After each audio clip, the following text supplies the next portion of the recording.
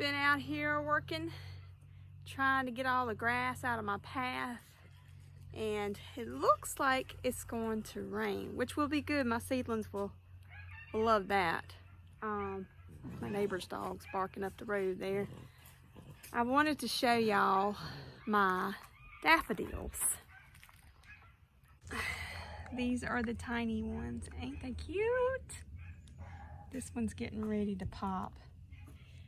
And I unearthed this one. It got covered up by the mulch. It was growing through. It's a little yellow and green, but it'll darken up to the darker green. I think the moles might have got my tulips though, because they have not popped up. I was thinking some of these were tulips, and they weren't. They were my dandelions. I mean, my daffodils. I always get dandelions and daffodils mixed up. They're so similar in name. Anyways, I got a mess to clean up when I get back up here. But since I see this rain coming, I had started putting some of my compost and my topsoil in my second bed. And y'all, I cheated. I cheated, I'll tell you. I went and got some slips at a locally owned produce company in Lynchburg. We were in Lynchburg about a week ago, and I need to get these suckers in the ground. They've been on my patio under some shelter. Let me show you what I've got here. I picked up some cabbage. I got a 4 tray of them, and I picked up some broccoli. I didn't buy any seeds for these, and I've never grown these before, so I figured I would try them out in slips. Some of the leaves are getting a little yellow. I'm just going to snip those off before I put them in the ground. That one's yellow. That one's alright. This one's yellow over here. Throw them in there. I think I got some over here too. I'm just going to take off the bad ones that have kind of dried up. Like I said, I should have probably had these in the ground before now, but I got busy with the other stuff, so now better late than never, right? Okay, so what I'm going to do is I'm going to plant these in the center, because I'm going to have some trellises going over into my third bed from this end to that end, and then the same for here. So I'm just going to put them in between. So if I want to plant something that's going to trellis up, these won't get in the way, and they'll be underneath too. I'm probably going to start out with, let's see. Oh, and I got some Brussels sprouts too, y'all. I didn't realize. I forgot to tell you that. I got Brussels sprouts too. These 3 I've never grown before. And it's springtime, so they should, if they do right, if I do right and they do right, they should be ready to eat before the heat of the summer gets here. And then by me putting them under the trellis, whatever is growing up on the trellis will give them a little bit of shade too. So that's what we're banking on. That's what we're going to go with. This one is a hybrid OS, and we're just going to try to space them apart a little bit so they have room to grow. I'm just going to dig a little bit of a hole, not too deep. And these are going to be kind of just pinch at the square end to kind of loosen it up to let the slip fall out. And then we're going to just kind of break up the roots just a little bit. I'm going to stick it, I probably dug a little too deep. I'm going to stick it right here. And then I'm just going to go around it and cover it up. There we go. And from what I understand, I think cabbages are heat tolerant. I'm not sure. I don't think Brussels sprouts probably are too, because they're kind of like like the cabbage family. But I don't think the broccoli is. Cabbage and the Brussels sprouts should be okay, even if they grow into the summer. But I think, if I'm correct, broccoli takes some cooler weather. It doesn't like the heat. Alright, so I got those two. I'm going to put 2 more. One right here. And one right here. And I'm just kind of spacing them about 12 inches apart. To give them room to grow, because you know cabbages get them big leaves on them and spread out.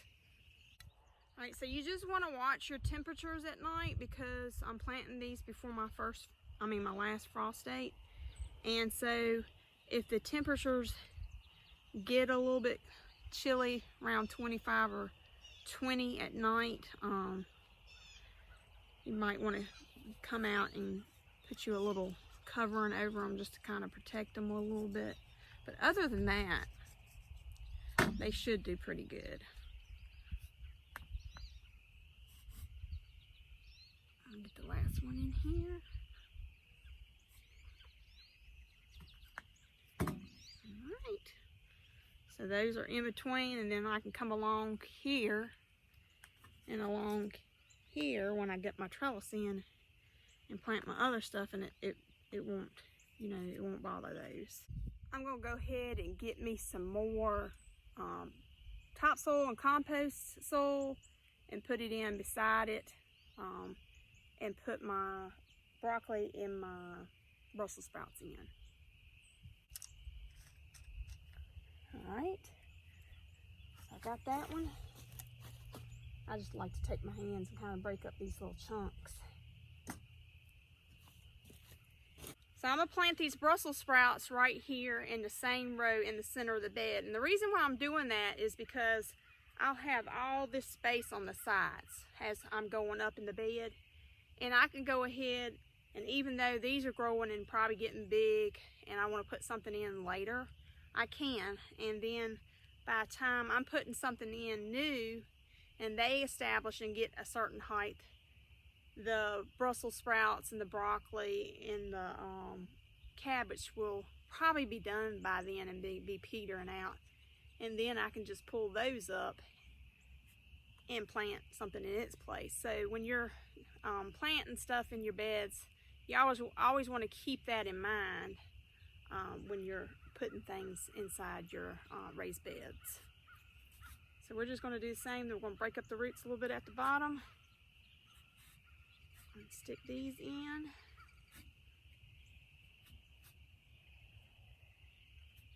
And since they come with little tabbies that tell me what they are, I'm just going to stick those in front of them so I will remember what I put there. But of course when they grow I'll know too, but just to kind of give me a reminder. And another thing I found too is when you're planting, to take pictures. Take pictures of what you've planted and when you planted it, like the date, and you know, what bed, if you have your beds named. Right now mine are 1, 2, and 3. You could put in bed number 2, like I have it. In bed number 2 I have cabbage, Brussels sprouts, and broccoli. You can put the date, and then it's kind of like a reference that you can look back on and see how your plants did, how well they growed, if there's anything that you need to tweak and do differently. You can do it the following year, and you know, if something that you didn't do quite right the first year, the following year you know to try to do something different, and they might come out better, you know. And then if you do wonderful and they turn out really good, then you need to remember what you did that year so you can do it the following years to come.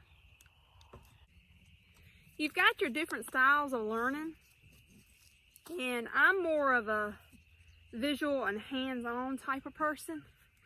And so taking pictures for me I see what it looks like. You know, I know how I done it. And then it's written where I can see.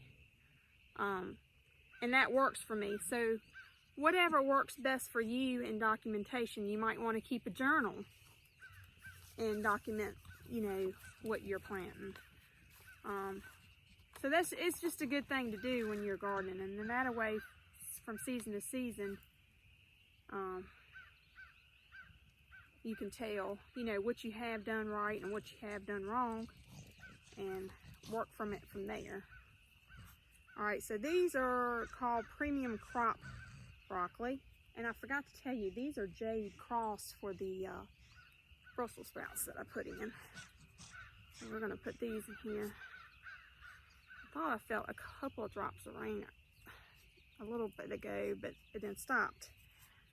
I got a tote that I collect rainwater in, so I'm gonna probably take that and water these just a little bit, because I don't know whether this rain is gonna come in or not. Sure does look like it though. It'd be nice. I know these slips will really enjoy it. Something about that rainwater, they love the nitrogen and stuff in the rainwater. I think that's what it is. It just makes your garden pop. So I'm going to go ahead and get these other two in the ground. There they are. Happy growing. And I keep any of these containers that I get, I keep because I can use them to start some seedlings inside. I always just recycle as much as I can.